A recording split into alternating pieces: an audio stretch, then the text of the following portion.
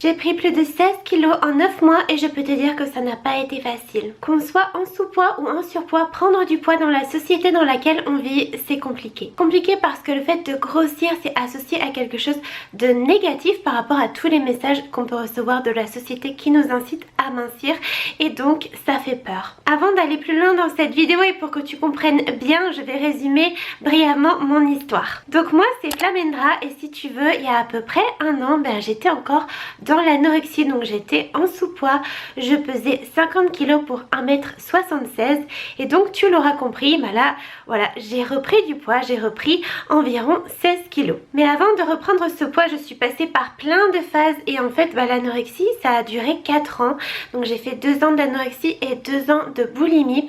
Donc la boulimie si tu veux c'est des moments où tu te restreins et en fait tu t'es tellement restreint que tu finis par dévorer énormément de nourriture sur une période de temps qui est normalement assez courte. À cette époque là et pour faire très court, j'avais vraiment pas de vie, en fait je pensais qu'à la nourriture, tout ce que je faisais c'était par rapport à la nourriture et j'étais en très mauvaise santé physique et mentale parce que j'étais en sous-poids et puis tout ça en fait ça a des conséquences sur ton énergie, sur comment tu te sens et bien entendu aussi sur ta santé, la santé de ton corps. Ça faisait plusieurs années que je travaillais à ma guérison parce que ce qu'il faut bien comprendre avec ces maladies là, c'est qu'en fait la guérison elle est principalement mentale et que la prise de poids, en tout cas dans l'anorexie, ça représente une infime part de la guérison, même si c'est important parce que encore une fois c'est pas facile de se voir grossir, mais voilà, il y a tout un travail en fait que j'ai dû faire bien avant tout ça. J'ai partagé toute mon évolution sur Instagram, d'ailleurs si tu ne me suis pas là-bas je t'invite vraiment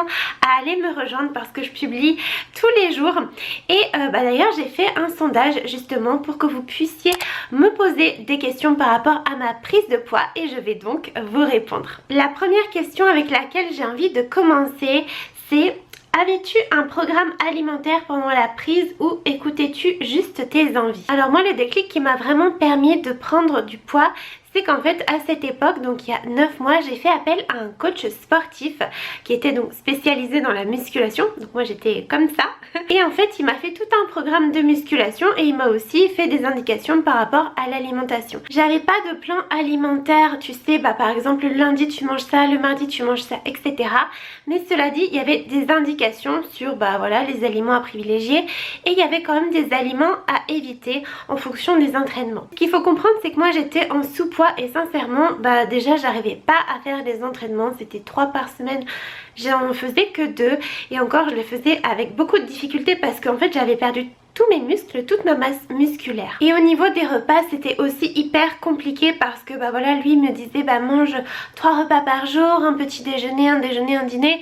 Mais ce qu'il faut savoir c'est que moi à cette époque là je faisais des jeûnes très longs que je te déconseille fortement à moins d'être accompagnée. Et en fait même en me forçant c'était vraiment hyper dur pour moi parce que tout mon système digestif était au ralenti et dès que je mangeais quelque chose ça prenait 300 ans à se digérer.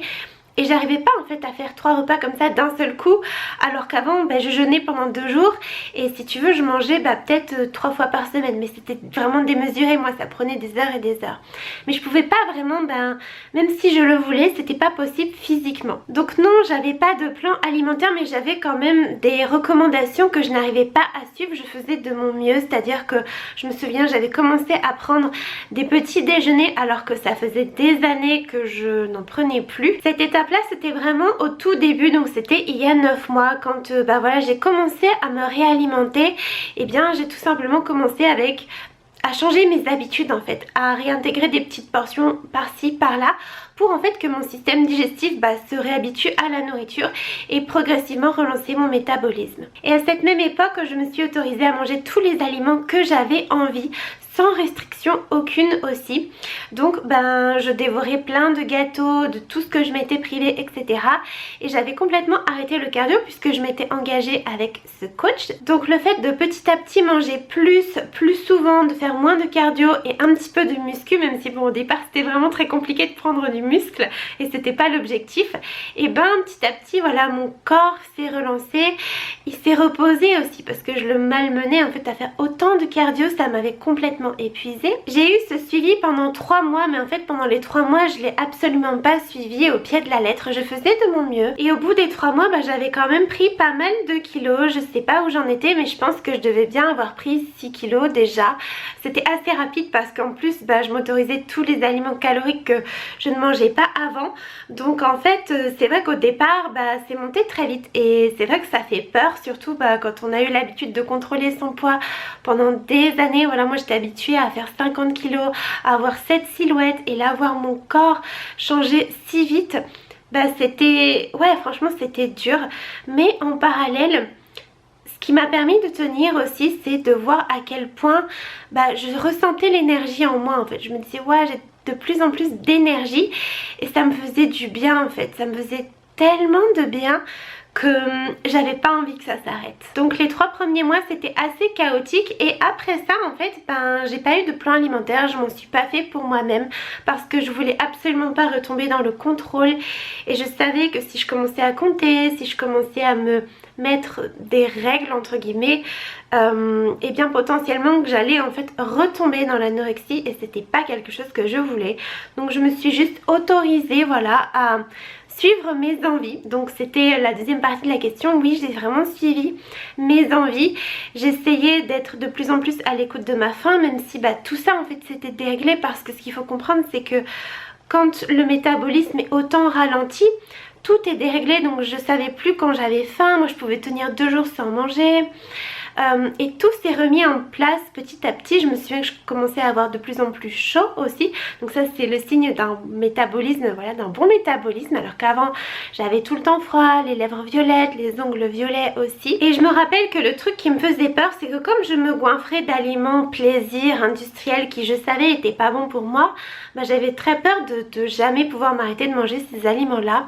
Et en fait à force de les manger, et ça c'est un truc, on vient souvent me voir pour me demander ça, on me dit mais oui, mais si je me réautorise tous ces aliments, je vais jamais m'arrêter de grossir, je vais manger ça en fait toute la journée. Et la réponse que je donne et que je partage aussi dans mon programme Manger en toute sérénité, c'est simplement en fait que à force de manger ces aliments là, on n'en a plus envie, parce que si on en a envie, c'est parce qu'on se les privait justement, ils étaient rares.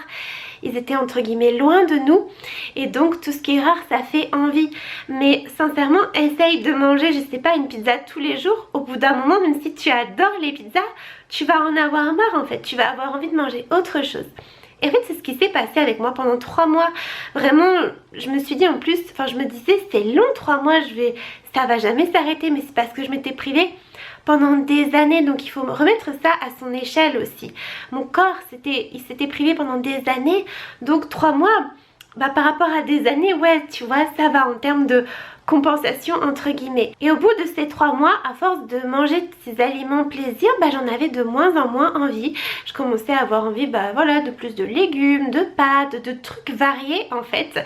Et donc j'écoutais mes envies. Dès que j'avais envie de manger des pâtes bolo, je me faisais des pâtes bolo, et ça s'est régulé en fait petit à petit. Et donc c'est comme ça que j'ai pu peu à peu retrouver une alimentation normale, voilà, où je suis à l'écoute de mes envies. Mais voilà, jamais je me suis remis dans le comptage de calories, jamais je me suis remis à surveiller tout ça. Pour être totalement honnête, j'ai essayé mais ça n'a pas marché, et j'avais tellement peur en fait de retomber dans trop de contrôle que j'ai abandonné. Et j'ai vraiment, voilà, maintenant j'essaie le plus possible d'écouter mon corps. Quand j'ai faim je mange, et même parfois quand c'est juste des petites envies comme ça, je mange aussi, je me fais plaisir. Parce que je sais que si je n'honore pas en fait cette envie, ça va créer de la frustration, et c'est cette frustration après qui va potentiellement entraîner des craquages ou voilà, des crises comme j'ai pu en faire. Ensuite j'ai une autre personne qui me demande, est-ce que tu arrives à avoir une image réaliste de ton apparence? Alors c'est vrai que quand j'étais dans l'anorexie, donc j'étais très très fine, je me voyais pas fine du tout en fait, je me voyais normale et je voyais tous les autres gros. Donc ça c'est ce qu'on appelle la dysmorphophobie, et c'est vrai que plus je prenais du poids, plus en fait cette vision de moi elle a commencé à changer. Il y avait des moments où je me regardais dans le miroir, je me disais ça va et tout, et je sais pas, le lendemain je me re-regardais, je me disais mais attends, mais t'es énorme. Et en fait ouais, ça c'est dur parce qu'on a vraiment du mal à savoir en fait, et puis bah après on a tendance à se comparer, et ça encore une fois ça peut aussi nous ramener dans trop de contrôle parce qu'on se dit qu'on n'est pas assez bien. Donc moi véritablement j'essayais surtout de me concentrer sur comment je me sentais dans mon corps. Et il y a aussi une autre chose que j'ai fait pour retrouver mon poids de forme, ou du moins pour savoir si j'étais à mon poids de forme ou pas, c'est que j'ai regardé des anciennes photos de moi, c'est-à-dire des photos où j'étais pas encore dans les troubles du comportement alimentaire, donc à 22 ans par exemple j'y étais pas du tout, et donc j'ai regardé comment j'étais, et donc j'ai compris ma morphologie en fait. J'ai compris que par exemple moi je suis grande mais je pourrais jamais avoir de taille gap, donc tu sais c'est l'écart entre les jambes, voilà, quand tu penses, tu te demandes d'ailleurs pourquoi on trouve ça beau avec le recul,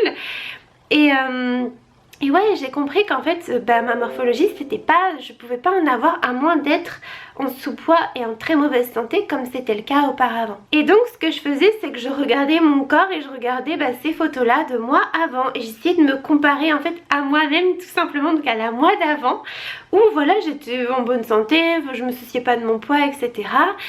Et c'était ça en fait, je me basais sur ça et pas par exemple sur d'autres personnes qui par exemple étaient plus minces que moi mais qui n'avaient pas la même morphologie, ni le même passé, ni le même âge, tout ça, parce que ça peut être hyper c'est biaisé en fait, et c'est ça en fait qui va après te dire où tu vas te trouver peut-être trop gros ou trop grosse parce que tu vas te comparer à quelqu'un mais qui n'a pas forcément la même morphologie que toi.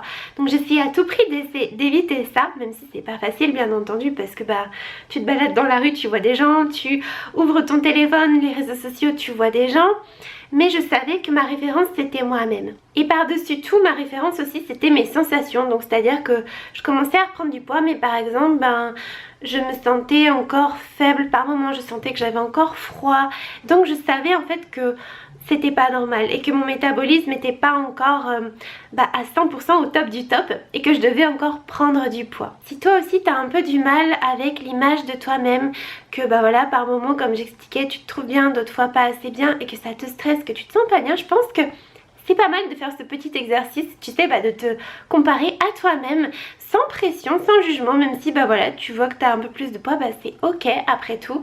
Ce qui compte c'est que tu te sentes bien dans ton corps et voilà, que tu écoutes les signaux de ton corps, si tu as un bon sommeil, si tu n'as pas froid tout le temps, si tu n'as pas en fait tous les symptômes d'un métabolisme lent. Et en faisant cet exercice, je me rends compte que j'ai à peu près la même morphologie et je pense le même poids que l'époque, parce qu'à l'époque je me pesais pas du tout, donc je sais pas trop, mais en regardant les photos, j'ai l'impression que je suis à peu près pareil, voire peut-être même un petit peu plus en chair qu'avant, mais ça pour moi c'est ok parce que je savais que en guérissant potentiellement par rapport à toutes les lectures que j'ai pu faire, on prend un petit peu plus de poids dans un premier temps parce que il y a eu toute cette phase de restriction qui fait que on doit en fait retrouver des sensations de satiété, on doit retrouver un rapport sain avec la nourriture et que ça prend du temps. Mais dans un second temps et qu'une fois que tout ça s'est bien stabilisé, et en fait les personnes elles ont tendance à perdre un peu de poids ou du moins à se stabiliser comme je viens de le dire. Et en fait il se passe pas ce schéma de on grossit indéfiniment, d'un moment on stagne, on s'arrête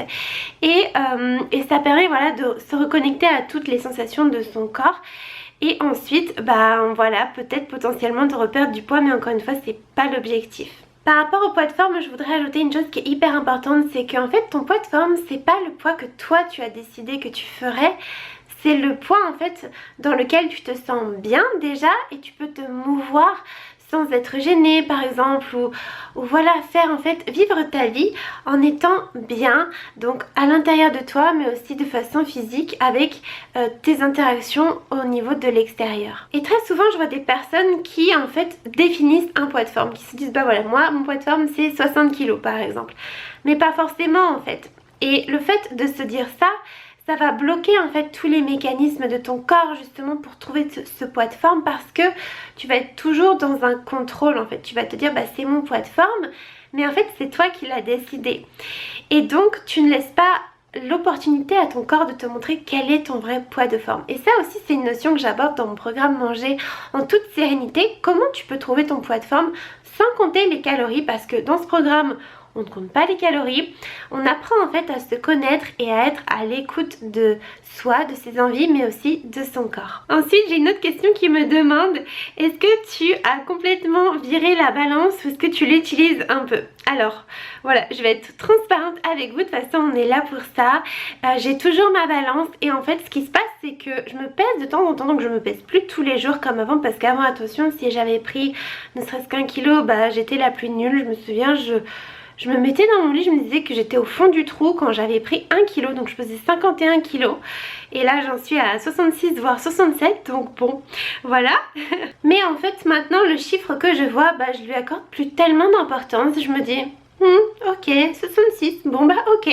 Et si le lendemain c'est plus, si le lendemain c'est moins, bah ça m'est égal, parce que c'est pas un chiffre sur une balance qui me définit, c'est pas un chiffre sur une balance qui va faire en sorte que ma journée se passe bien ou non.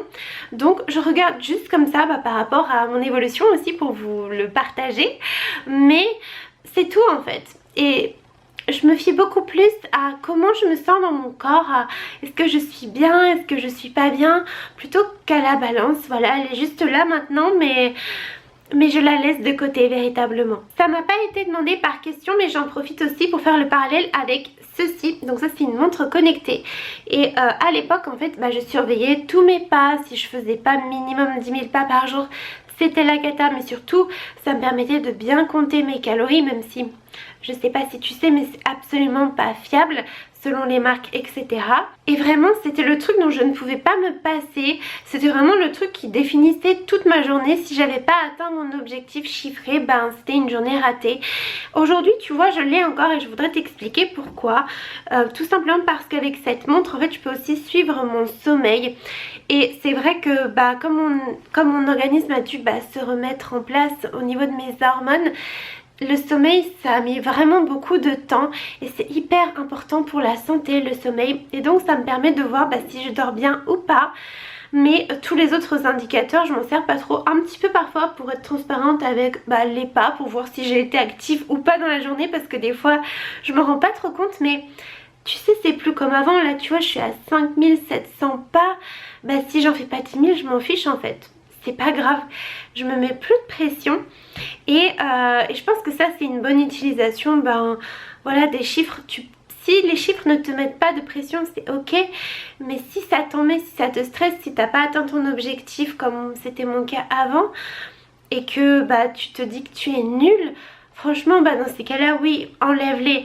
Moi tu vois, j'ai réussi à faire un travail sur moi-même pour les avoir toujours avec moi, mais les utiliser différemment en fait. On me demande également si j'ai retrouvé mes règles. Alors encore une fois, je vais être hyper transparente avec vous, je veux pas vous mentir, je ne les ai pas retrouvées parce que ça fait que 9-10 mois là que j'ai repris du poids.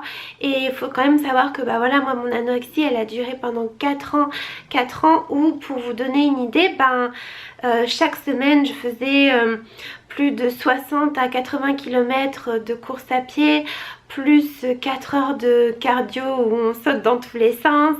Et j'étais très fine, donc ça a complètement épuisé mon corps.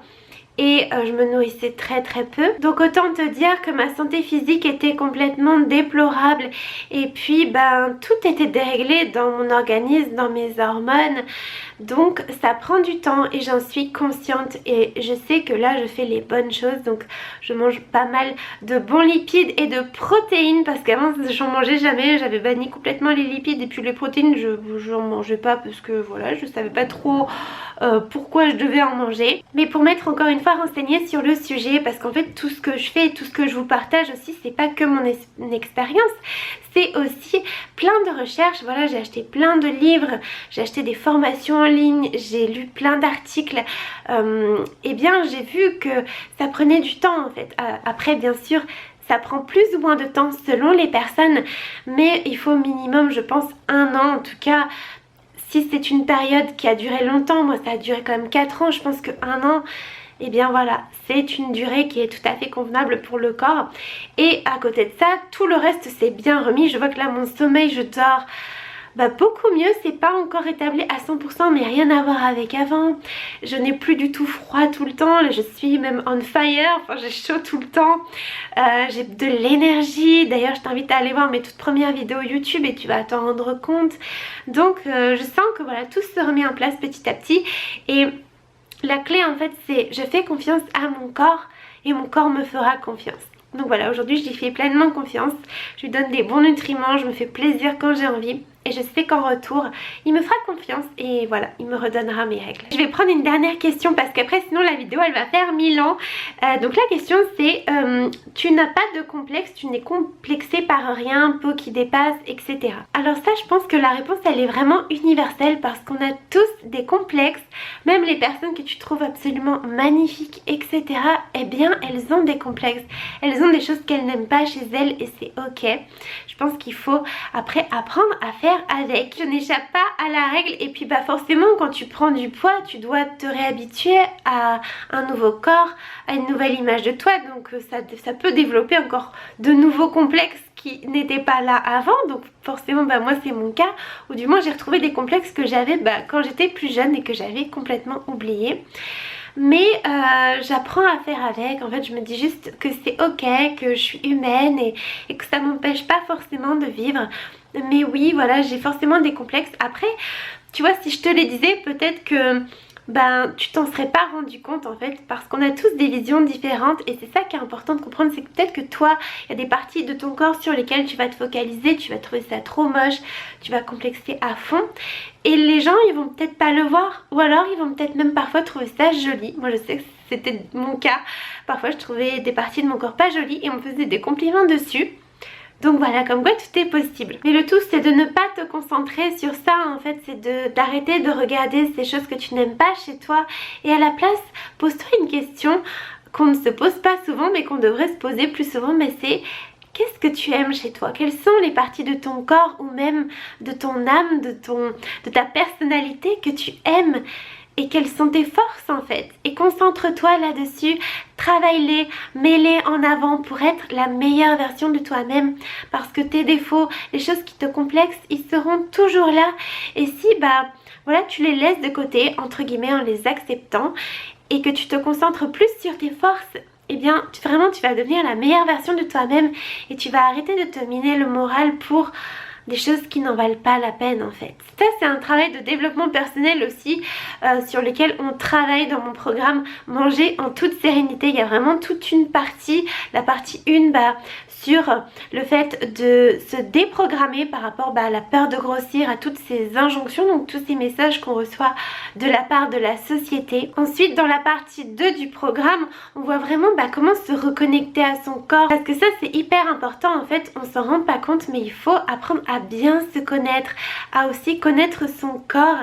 Et vraiment quand tu te connais bien et que tu connais aussi ton corps, ça t'aide en fait à être en harmonie avec l'alimentation parce que tu sais pourquoi en fait tu manges pour bien nourrir ton corps et aussi ton esprit. Donc tu sais qui tu es et ça t'aide à faire les bons choix. Donc on voit ça dans la deuxième partie, on voit aussi comment combler tes manques avec la nourriture, avec des outils profonds de développement personnel, d'introspection, de travail sur soi et des outils pratiques. Par exemple, tu as des envies de manger urgentes et voilà, j'ai des petites astuces, des petites techniques que moi j'ai pu expérimenter, que j'ai pu trouver aussi dans des livres qui m'ont aidé à mettre fin à entre guillemets ces crises ou ces craquages. Et la troisième partie, on apprend à se nourrir. Donc tu vois, ça vient qu'à la fin parce que si t'as pas fait tout le travail d'avant en fait, tu vas pas arriver à développer une bonne relation avec l'alimentation. Donc on parle d'alimentation intuitive à la toute fin du programme. Et t'as même un petit guide sur les grands principes de nutrition pour t'aider à relancer ton métabolisme, pour prendre soin de ta santé, voilà, avec les grandes règles entre guillemets de la nutrition. Après sache que voilà, l'alimentation et tout ça c'est très personnel en fait, Mais bien entendu, il y a des grands principes pour être en bonne santé et donc je te les partage dans ce petit guide en plus. J'espère que j'aurai pu répondre à toutes tes questions. Si d'ailleurs tu en as d'autres par rapport à ma prise de poids, n'hésite pas à les mettre en commentaire et sincèrement je me ferai un plaisir de te répondre. Si jamais tu veux aller plus loin avec moi, n'hésite pas à t'inscrire à ma lettre privée. Donc j'envoie très régulièrement un petit mail avec plein de conseils pour bien nourrir ton corps et ton esprit. Donc sincèrement je t'invite à rejoindre tous les membres en cliquant dans le premier lien qui est dans la description. Et dans cette lettre privée, je te parle de choses dont je ne parle nulle part ailleurs, que ce soit sur YouTube, sur Instagram, etc. Je te donne voilà des astuces sur l'alimentation végétale, sur le rapport au corps, à l'esprit, en fait sur plein de conseils bien-être, santé qui vont vraiment t'être utiles, donc n'hésite pas, c'est juste en dessous. J'espère de tout cœur que cette vidéo t'aura plu, n'hésite pas à lui mettre un petit pouce, à t'abonner à ma chaîne pour ne rien manquer et moi je te dis à très vite dans une prochaine vidéo.